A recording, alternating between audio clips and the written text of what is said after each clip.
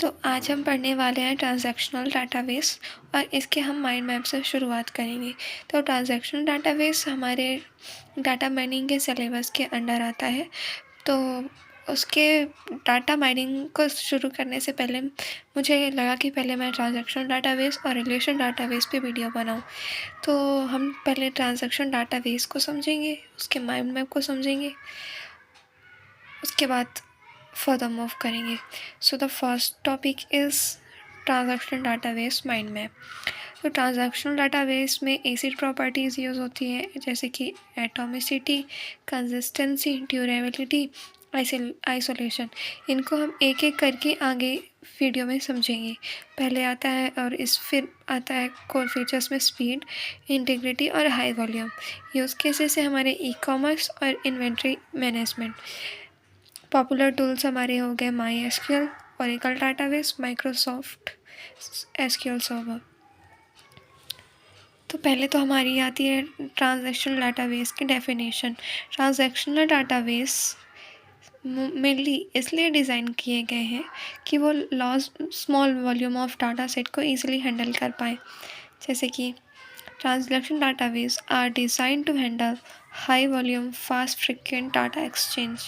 Please don't mind my handwriting. मैं इससे अच्छा नहीं लिख सकती। Example, think of it the brain behind the cashier register और बैंकिंग ऐप। मतलब कि कैशियर रजिस्टर और बैंकिंग ऐप कैसे वर्क करते हैं, ये सब हमारा ट्रांजैक्शन डाटाबेस डील करता है।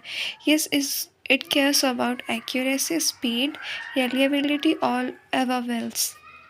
मतलब ये सारी चीज़ों से ट्रांजैक्शनल डाटाबेस डील करता है।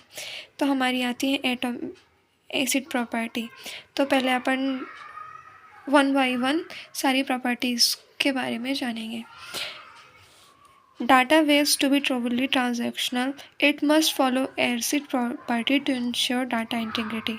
डाटा इंटीग्रिटी को इंश्योर करने के लिए ट्रांजैक्शनल डाटाबेस ACID प्रॉपर्टी को फॉलो करता है। So the first point is atomicity. It follow the all or nothing rule. इधर पे सॉरी स्पेलिंग मिस्टेक।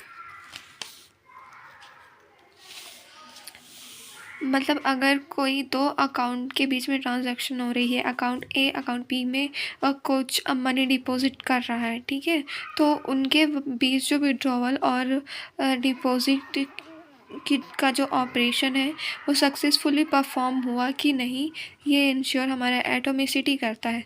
अगर ये ट्रांजैक्शन फेल हो जाता है तो ये सारी जितनी भी स्टार्टिंग से लेकर एंड तक का ऑपरेशन होता है वो सबको कैंसिल आउट कर देता है। Consistency, database must follow the rule.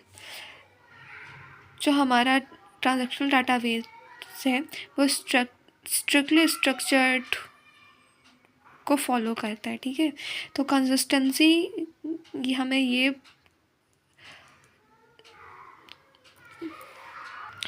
तो कंसिस्टेंसी का एग्जांपल हो गया, जैसे bank balance can not be negative. अगर ऐसा कुछ होता है तो जो डाटा है वो जो हमारी ट्रांजैक्शन है वो एसिड प्रॉपर्टी को फॉलो नहीं कर रही। थर्ड है आइसोलेशन। बहुत सारे ट्रांजैक्शन एक ही टाइम पे परफॉर्म होते रहते हैं और वो एक दूसरे के ऑपरेशन को फंक्शनैलिटी को इंटरफेयर ना करें, ये हमारा आइसोलेशन इंश्योर करता है। Multiple transaction are happening at the same time should not interfere with each other. Last one is durability. Once the transaction is saved, it stays saved even if the power goes out. जैसे किसी एक account से किसी दूसरे account में money transfer हुई या कोई भी डाटा ट्रांसफ़र हुआ, तो अगर वो उस अकाउंट से सब्ट्रैक्ट हो रहा है तो उसमें ऐड होना चाहिए।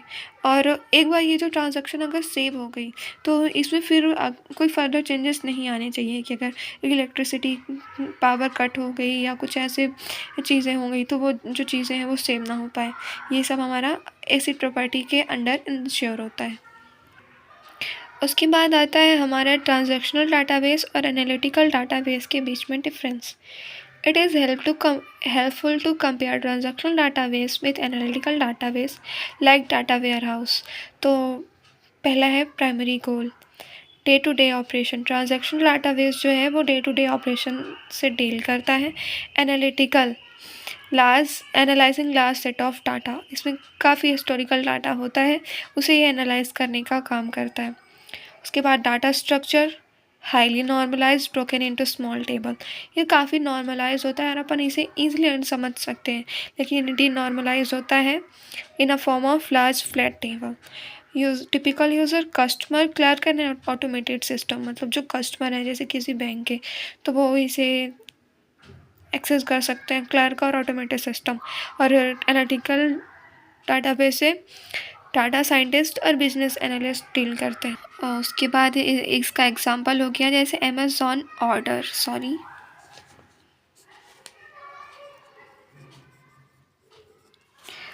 अपन जैसे कोई अमेज़ॉन पे ऑर्डर करते हैं वो प्लेस्ड हो जाए, तो ये हमारे ट्रांजैक्शनल डाटाबेस का एग्जांपल हो गया। और एनालिटिकल का Amazon calculating total sale for 2024-25, मतलब अमेज़ॉन में कितनी 2025 में कितनी सेल हुई है, ये सब कैलकुलेट करना, ये हमारे एनालिटिकल डाटाबेस के अंडर पे आ गया। Speed, fast for single row lookup, अगर हम किसी एक रो को देख रहे हैं और उसको समझ रहे हैं तो उसके लिए ट्रांजैक्शनल डाटाबेस फास्ट होता है। और ये at a same time millions of रोज को एग्रीगेट करता है हमारा analytical database. Popular transactional database engine, most transactional database are relational because they enforce strict structure। जो हमारा ट्रांजैक्शनल डाटाबेस है वो रिलेशनल होता है बिकॉज ये स्ट्रिक्टली स्ट्रक्चर्ड फॉर्मेट को फॉलो करता है। तो हमारा पहले है PostgreSQL, इसको थोड़ा इधर ऊपर नीचे हो गया, तो ये होता है highly extensible and famous for its reliability. उसके बाद हमारा MySQL होता है, ये काफ़ी ज़्यादा पॉपुलर है और ओपन सोर्स डाटाबेस है। और इसकी पॉपुलरिटी का मेन रीज़न ये भी है कि ये यूट्यूब और फेसबुक जैसी साइट के द्वारा यूज़ होता है।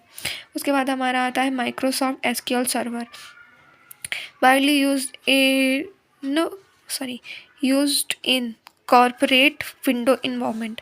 उसके बाद हमारा Oracle database, open use file lodge enterprises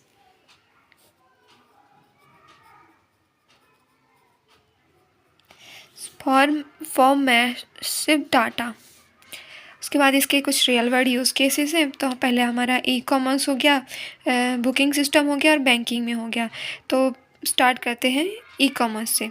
managing inventory table as item are added in a cart and get purchased, ये इन सब को इंश्योर करता है ई-कॉमर्स के अंदर पे कि जो कस्टमर ने जो कार्ट में प्रोडक्ट को सेव करा उसे परचेस भी किया कि नहीं। उसके बाद बुकिंग सिस्टम, जैसे कि अपन एयरप्लेन के कोई भी अपन सीट बुक करना चाहते हैं तो पीपल एक ही टाइम पे सेम सीट को बुक ना कर दें, ये हमारा इंश्योर करता है booking system. It ensure 2 person don't book the same airplane seat at the same exact same millisecond. Banking, keeping track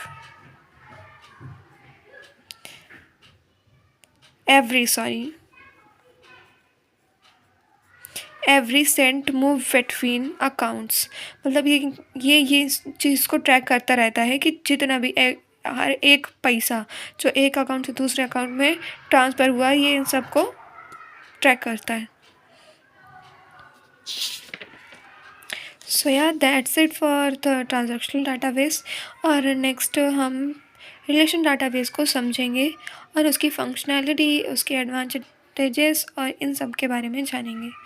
So thanks for watching this video.